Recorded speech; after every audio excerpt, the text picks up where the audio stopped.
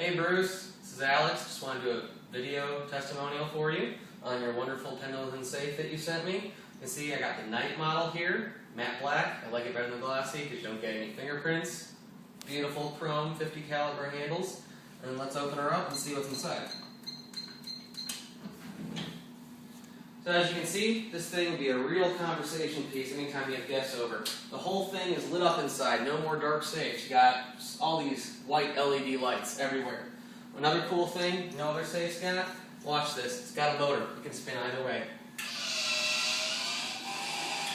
And the other way, and even the top spins with it, see that?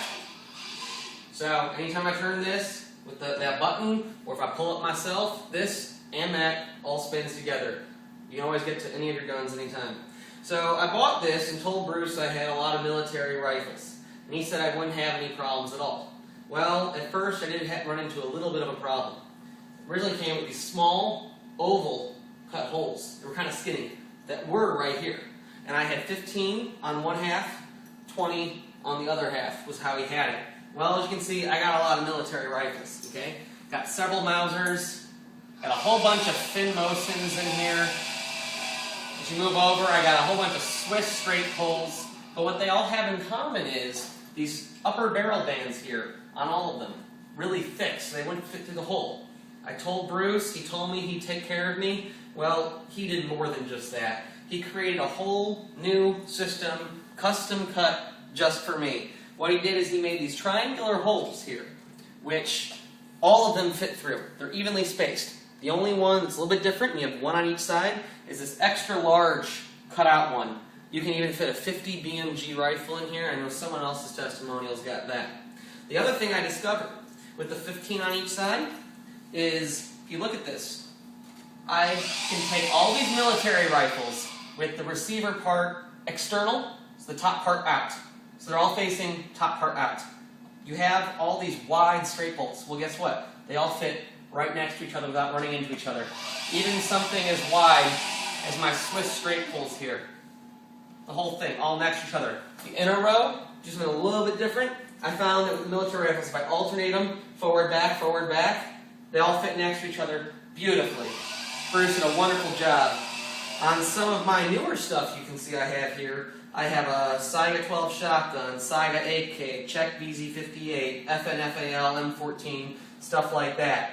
If you don't have optics on it, on this rail, you can have them also, just like the military rifle, the top, the receiver, external.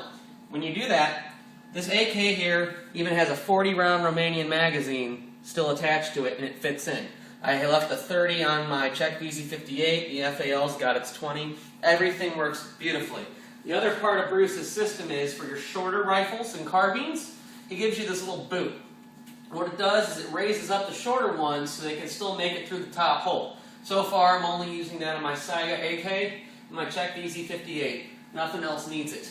For the handguns, everything already worked beautifully, as you can see. It fits stuff as small as a Polish P64 and a Czech VZ27 pistol.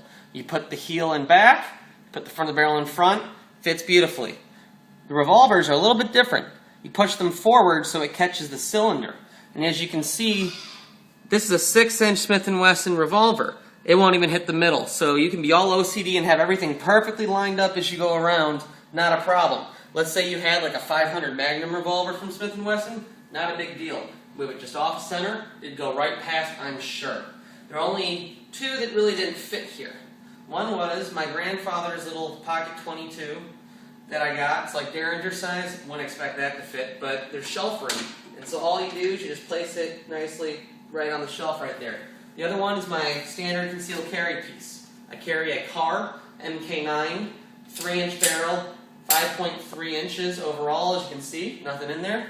It came super close. It was just shy. So it actually makes contact in front and back, but it's just a little too loose. So a little bit of pressure drops through. Not a big deal. Carry it every day. Keep it in my bedroom with me anyways.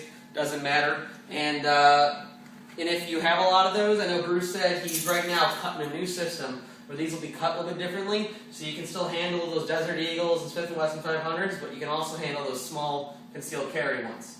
The other thing that I did was I used a flat top shelf for bayonets, magazines, stuff like that. he also has these great side shelves here, which I also put more magazines, stripper clips, that kind of stuff in there. Everything works beautifully. You can get to anything real quick. The only oddball one that didn't fit in there, which I didn't expect to fit in there, I have a Polish PPS. It's about this long, with the stock folded, permanently fixed in. Because if it was swung out, that's a short-barreled rifle according to the ATF, and nobody wants to make them upset. But doesn't matter. I'm sure if I got it swung out and paid the $200 stat tax, it would fit in there no problem. With that being said, love your safe, Bruce. Only one thing I have to blame you for. It's because of your beautiful safe. You spurred on my gun collecting addiction because I had to fill out this thing. It's just too beautiful not to be filled out. Hopefully, Bruce, when I move into a new, bigger place sometime in the future, I'll just get me a second one of yours. Anyways, I hope you sell a lot of these, Bruce, because they're a great system, and you have a great time now. See you, Bruce.